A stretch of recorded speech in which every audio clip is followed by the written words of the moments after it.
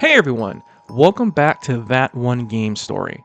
In today's video, we'll be taking a look at the complete story of Secrets of the Mall from Little Nightmares. If you haven't seen our first video about the complete story of Little Nightmares, I suggest watching that one first before checking this video out. You can find the link to that video in the description down below. Join me as we follow the Runaway Kid, one of the many prisoners trapped deep within the mall, a mysterious and terrifying vessel filled with nightmares. Driven by a desperate urge to escape, the Runaway Kid navigates the dark and twisted lower depths of the mall, facing dangers that lurk in every shadow. To understand his fate, we must once again step into the twisted, nightmarish world of Little Nightmares. So sit back, relax, and enjoy That One Game Story, Secrets of the Mall.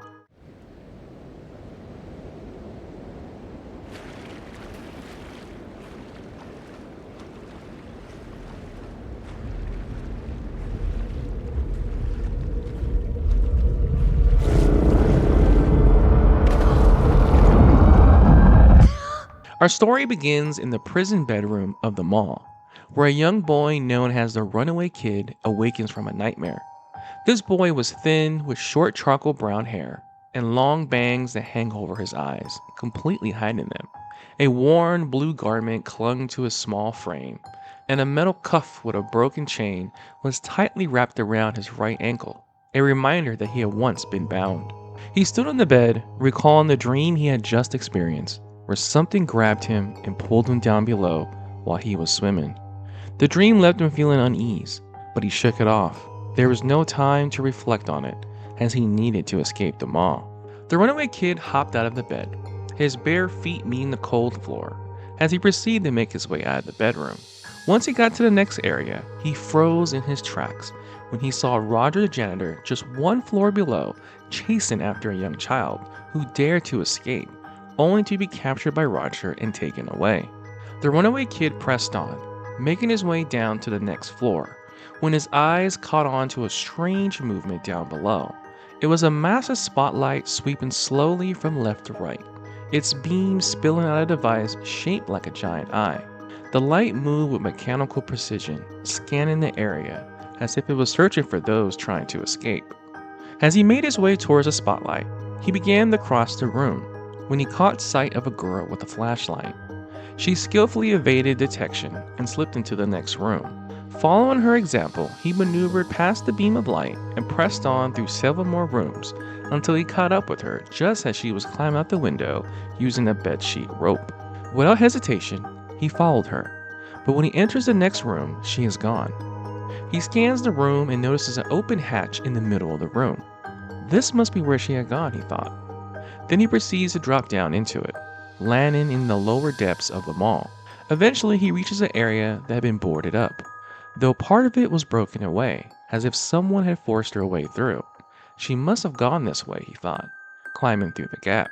On the ground laid her abandoned flashlight. Why had she left it behind? Had she gotten hurt? Had someone taken her? These questions gnawed at him. He knew he needed to find her no matter what. He pressed on and picked up her flashlight, using its dim glow as his only guide. Soon he noticed something strange. Thick black goo smeared across the floor. He saw footprints in goo, and also across the way he noticed a gooey handprint on a boarded up area. He follows the trail only to encounter leeches creeping out of the walls, small, black, withering creatures that lunge at him from the floor and within the walls, snapping hungrily. He darts past them, but an uneasy question lingers in the back of his mind. Had the leeches already found her? He didn't want to imagine the worst, forcing himself to believe that she was still ahead. The Runaway Kid finally reached a new area, after narrowly avoiding more of the leeches that lurked in the shadows. Before him stretched what appeared to be a sewer. Most of it was now flooded, the dark waters rippling faintly under the dim light. He knew he had no choice, but he had to swim through it. He wanted to keep moving, but the memory of his dream gnawed at him, visions of something pulling him deeper and deeper into the water, dragging him into the unknown depths. Shaking the thought away, he started to step into the cold, murky waters, but his eyes caught the sight of something on the floor. As he got closer, he realized it was a dress. He couldn't help but wonder if this belonged to the girl he had been following. Where did she go? Something must have taken her. His chest tightens, but he presses forward, forcing himself to swim through the sewer's dark, narrow passageways, heading deeper into the mall's lower depths. The runaway kid made his way through various parts of the sewer. He arrives at an open area where he needs to make a swim. The dream came back to him once more, but he pushes it away and focuses on making the swim.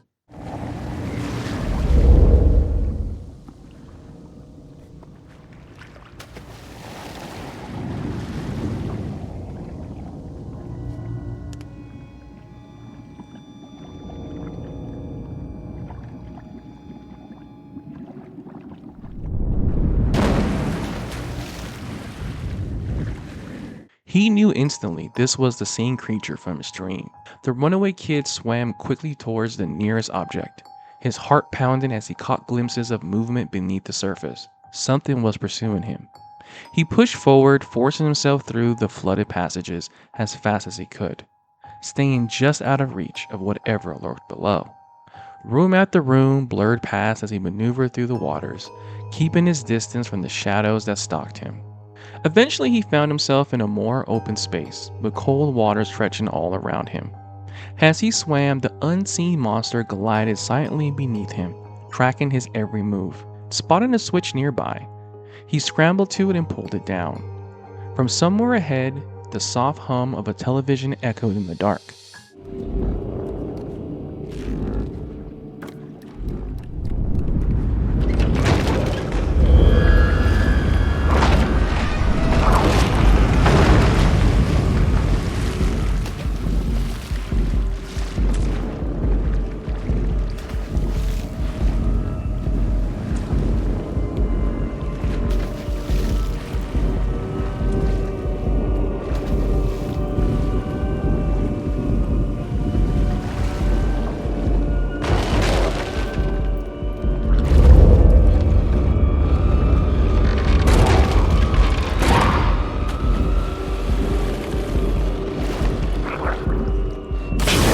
The runaway kid stood observing the monster's body as it eventually went limp and began to sink. He finally got a clear look at it. The creature resembled a twisted version of an elderly woman, someone you might call Granny, yet its physique was disturbingly unnatural. Its frame was tall with unnatural long, bony limbs and a saggy neck. Its wrinkled face featured two dark, hollow eyes, with a wide grin filled with crooked, jagged teeth, disappearing into the black depths below. A wave of relief washed over him. This nightmare was finally over. Turning away, he made his way to the next area, where he discovered a long staircase that led to a ladder, which took him out of the lower depths of the mall.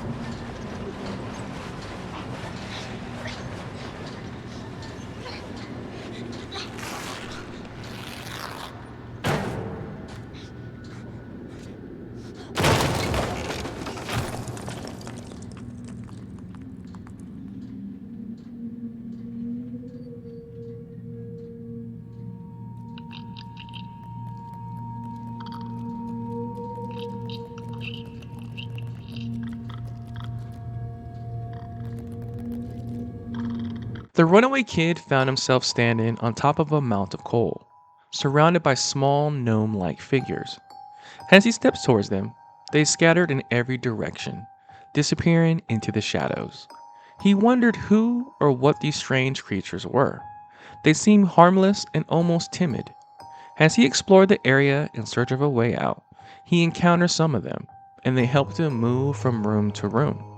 Their quiet cooperation eventually led them all into a massive engine room.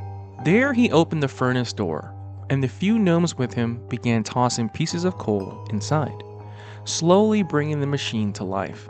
It became clear to him that the furnace would need far more fuel to run at full power, which meant he would need to find more gnomes.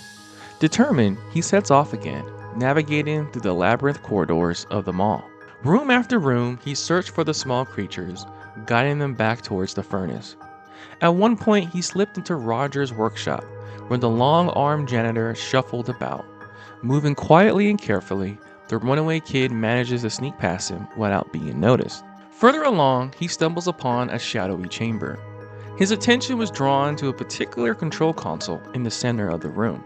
Its design was simple, with just a single button waiting to be pressed. The runaway kid approached it and pressed the button. A massive eye-shaped screen flickered to life, displaying a series of strange images. The first one showed Roger's workshop, empty and devoid of the janitor. The next image revealed a small room containing an old television and a lever carefully laying on the floor. The runaway kid wondered what the lever was for, and why was it abandoned there. The following image displayed an elevator with a cage jammed in the doorway, and with one final press of the button, the view shifted to a young girl in a yellow raincoat, making her way through a vast pile of shoes. The image lingered for a moment before the screen slowly dimmed, and the mechanical eye closing as if it was satisfied with what it had shown him. He stood there for a moment, unsettled, wondering who that girl was and whether she was safe. Knowing that time was against him, the runaway kid pressed onward, gathering more gnomes and guiding them back to the furnace. By now, he had assembled quite a few, but there was still one last area to search. As he ventured into it, he hoped to find the final gnomes he needed.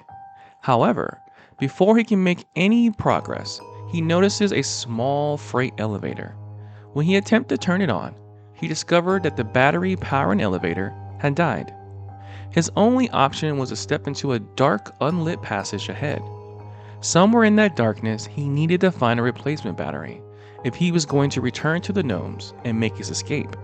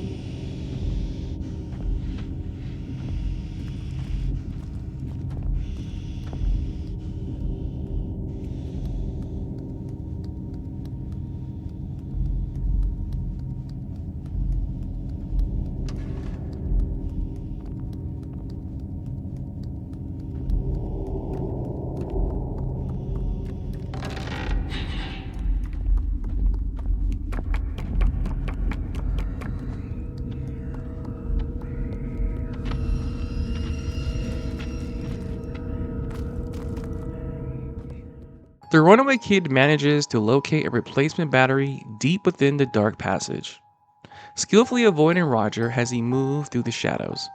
With the battery in hand, he powers up the small freight elevator and continued his search, soon finding the last few gnomes he needed in the area.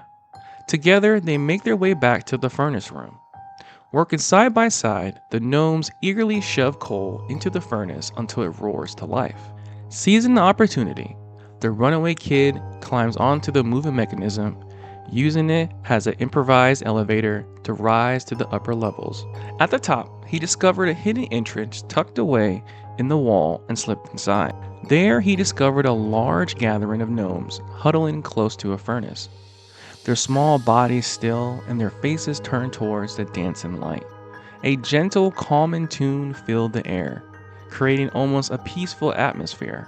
It was clear that this was their refuge, a secret hideaway from the dangers of the mall. In that moment, the flickering light of the furnace revealed their true nature. Their shadows stretched long against the floor of the chamber, not as gnomes, but as the forms of children. These were once innocent kids just like him, who had somehow been transformed into small, timid creatures before him. The runaway kid wondered who could have done this to them. He gave them one last look, silently offering a farewell. Then, without a word, he turned and slipped through a nearby vent, leaving the hideaway behind as he continued his journey through the mall.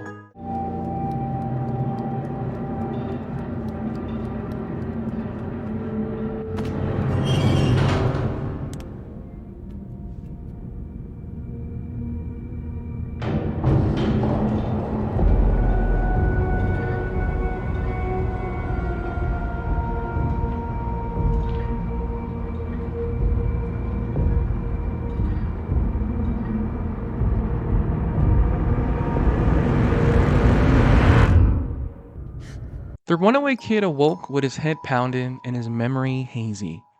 Unsure how he'd been knocked out. Still feeling groggy, he pulls himself up and begins to make his way out, eventually tumbling into what appears to be someone's residence. The space was unsettling, quiet, and its halls lined with fine yet faded decor. Moving carefully, he searched for any possible way to escape, making his way through the dimly lit corridors.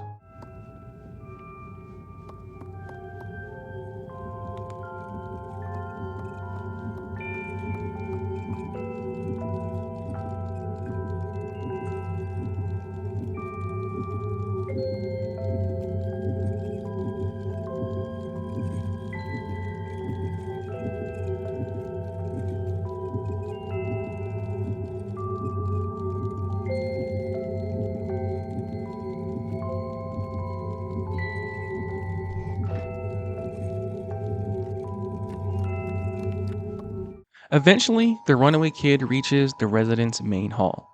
Here, he discovers what looks to be an elaborate and dangerous puzzle guarding the path forward. At the center stood a pedestal, but three statues were missing from their places. Realizing these pieces were the key to leaving this nightmarish place, the runaway kid began searching the other rooms connected to the main hall. In time, he locates two of the statues and places them carefully in the empty slots. But as he sets out for the last one, something strange and chilling happens.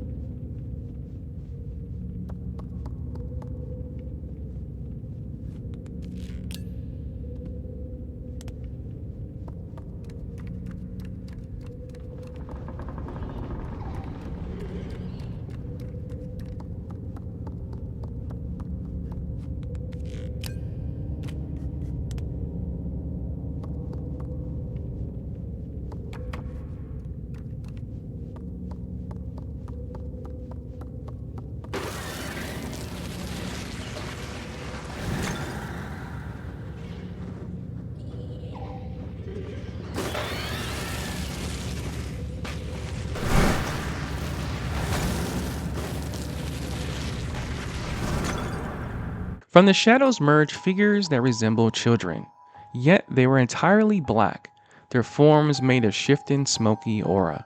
Their only distant feature they possessed were the white masks covering their faces, and the shadowy shackles clamped around their right legs. They seemed to avoid the light, streaking back whenever it touched them, and their hostility was unmistakable. The runaway kid knew he would see more of these shadow kids, but he had no choice. He needed to find the final statue. Spotting a key on top of the dresser, he retrieves it and uses it to unlock one of the sealed rooms he had passed earlier. Inside, the hall became more dangerous as shadow kids attacked him from all sides, swarming relentlessly. Room by room, he fought them off, using the light to drive them back. After what felt like countless encounters, he finally reaches the last statue. With the statue in hand, he returns to the main hall and places it in the final slot, unlocking the path to the next area of the residence.